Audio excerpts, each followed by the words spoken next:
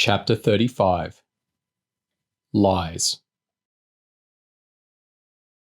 Lauren had been right.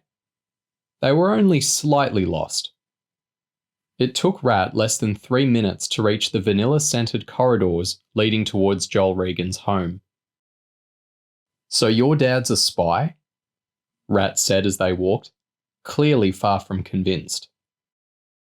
Not a spy exactly," James stuttered, struggling to make his explanation plausible without revealing the existence of Cherub. "Our dad knows a couple of dudes who work for Australian intelligence. When our mum went nuts and joined the survivors, he asked them to help us escape. They agreed to help him, on condition that we nosed around Susie's office before we left." "Right," Rat said, suspiciously. "How have they been communicating with you?" "We've got hidden radios," Lauren said. "And why exactly is the Australian Secret Service interested in Susie Regan?" James shrugged, deliberately sounding irritated by all the questions in the hope that it would discourage Rat from asking more. "I don't know, and I don't really care, as long as we can get out of here and go back to living with our dad." Mercifully, Rat had to shut up because they'd reached the curved ramp leading up to the residence. "The butler will stop us if we go up there," Rat whispered. "But I know a back way. You two wouldn't have got Jack without my help." "Okay," James said. "Stop rubbing it in. I'm sorry I didn't ask you to come with us." Rat led them through a door that was only distinguishable from the surrounding marble by a recessed catch. The three kids found themselves in a musty cloakroom, the long rails on either side of them lined with empty wooden hangers. "Keep your eyes peeled and your mouths shut," Rat said, when he reached the door at the back of the room.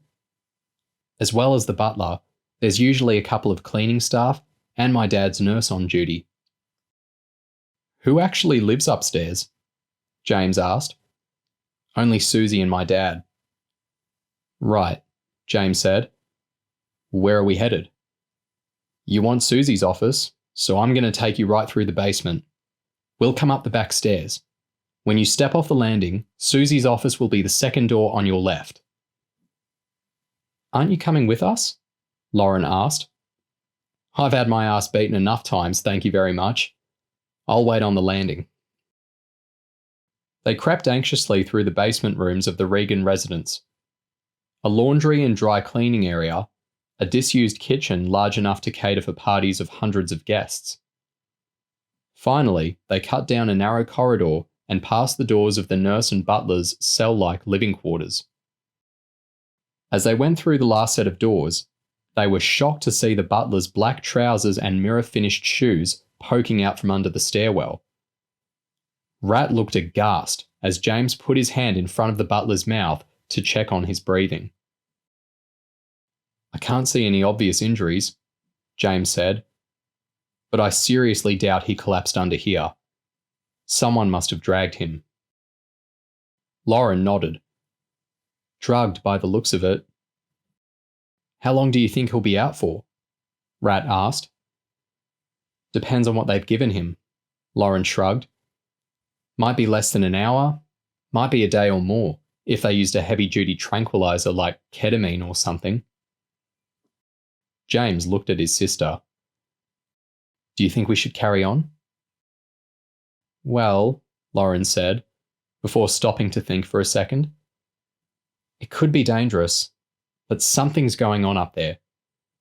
I reckon we ought to at least try and find out. It could be critical to the mission." "What mission?" Rat asked.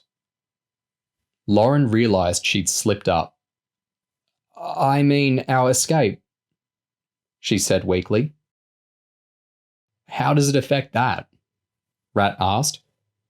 "Why don't we just clear out and tell these spy dudes that we couldn't get into Susie's office? They're hardly going to send us back, are they?" "We promised our dad," James said.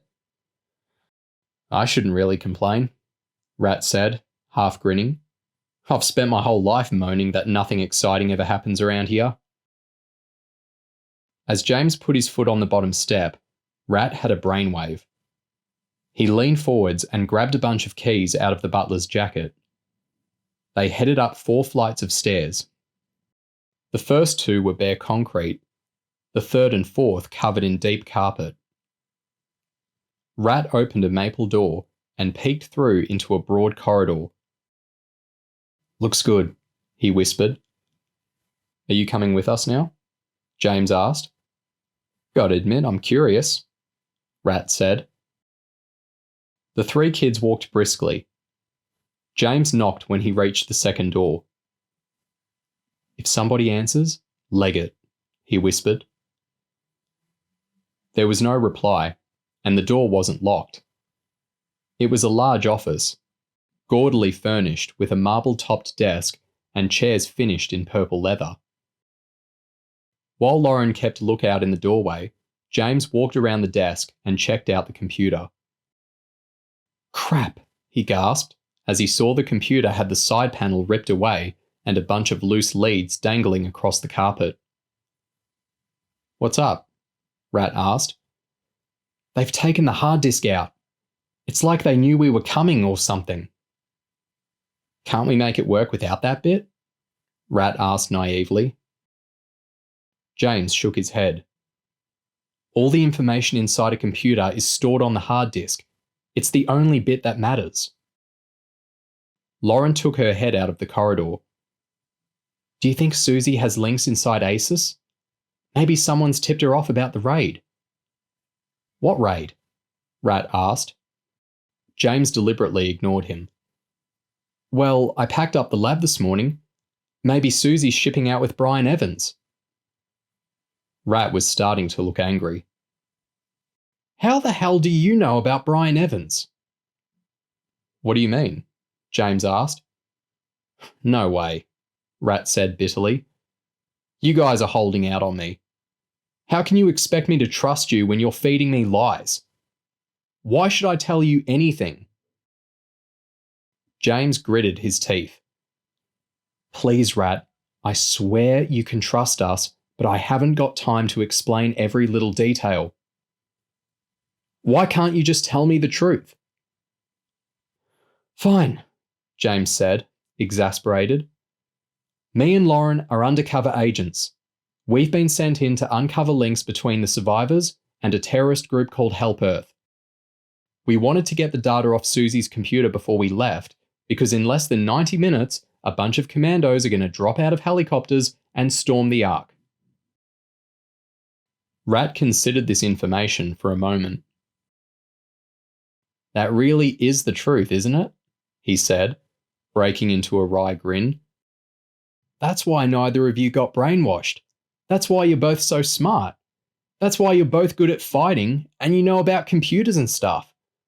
Oh man, this is totally amazing." Lauren was horrified that they'd blown their cover, but fairly confident that they'd get away with it. The mission was almost over. They hadn't gone into any specifics about Cherub, and nobody would believe Rat if he opened his mouth. "Okay," James said. "I told you, now tell us about the Evans brothers." "I don't know about brothers," Rat said. "But one afternoon I came up to Susie's office with the letters to sign, and she's lying over her desk snogging this Brian dude. She totally freaked out. Started screaming her head off and threatened to have me killed if I breathed a word." "I bet that's it," James said. "She's running away with Brian.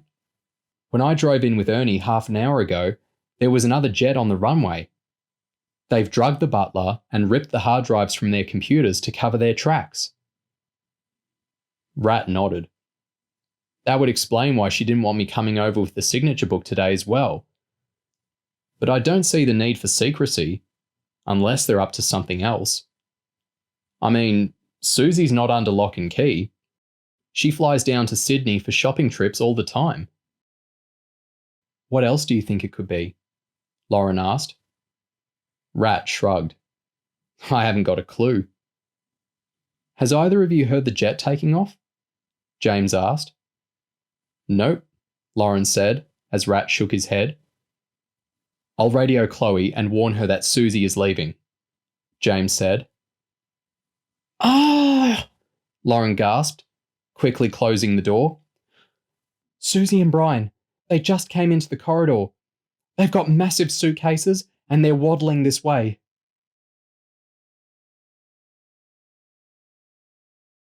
Nina drove the silver car briskly, but not so fast that they attracted attention. Dana kept replaying the shooting in her mind, trying to think of something she might have done differently to bring the situation under control. Although the shooting had shaken her up, she'd finally straightened out her head enough to string together a few coherent thoughts. They'd set off from the outskirts of Darwin, and within minutes they were on a stretch of open road, touching 120 kilometres an hour. They pulled through a metal gate and onto a dirt track leading to a disused stable block. Dana realised they weren't anywhere near the coast, and got seriously worried when they passed behind the stables, revealing a dirt airstrip and a twin-prop aeroplane. Eve asked the obvious question. What is this? I thought we were getting on a boat. Dana wasn't sure she'd have the stomach for Barry's answer. He looked between the front seats as Nina pulled on the handbrake and yanked the ignition key. We'll be getting on a boat, but it's moored off the Wessel Islands, 600 kilometres from here. Dana couldn't understand. John had said the only other LNG facility in Australia was over 3,000 kilometres away. A boat would take days to travel that kind of distance. She looked around as she got out of the car, hoping for some sign that another ACES unit had picked up the trail and tracked them. But all she could hear was birdsong and flies, and her view towards the highway was blocked by the abandoned stables. Barry headed across to the small aircraft, with Dana, Eve, and Nina following. He pulled a weatherproof canopy from around each engine, while Nina took the blocks out from under the wheels. So, Dana inquired, sounding as unruffled as her spinning head would let her, is the journey going to take very long? We'll be in the air about 100 minutes, Barry said. We're meeting up with a high-speed boat. If the weather stays fine, we should be able to make it across the Arafura Sea in 4 to 4.5 hours. Oh, Dana nodded, wishing that she had the vaguest idea where the Arafura Sea or the Wessel Islands were. Fortunately, Eve had a better grasp of local geography. So the LNG terminal is in Indonesia? Dana cursed in her head. John and his ACES colleagues had only considered Australian oil facilities, but parts of Indonesia were just a few hundred kilometres across the sea. It's not that we wanted to keep you girls in the dark, Nina explained, as Barry opened up the door on the side of the aircraft. But everything Help Earth does is on a need-to-know basis. Smart, Dana said, as the reality of this rapidly changing situation began sinking in. Her mission wasn't going to end with a neat arrest at a Darwin dockside. Even worse, she was out of transmission range, so there was no prospect of radioing John with an update before takeoff. She couldn't help but grudgingly admire the combination of excellent organisation and ruthlessness shown by Help Earth. They'd consistently shown that they were the most effective terrorist group in the world, and it looked like they'd fooled the authorities once again. Barry was already belting himself into the pilot's seat. He waved at the others to hurry inside the plane as one of the engines blasted into life. Dana was the last one to step inside, and Barry began taxiing as Nina pulled shut the door. "Settle down and get your seatbelts on," Barry yelled from the cockpit. "These dirt runways ain't exactly renowned for smooth takeoffs."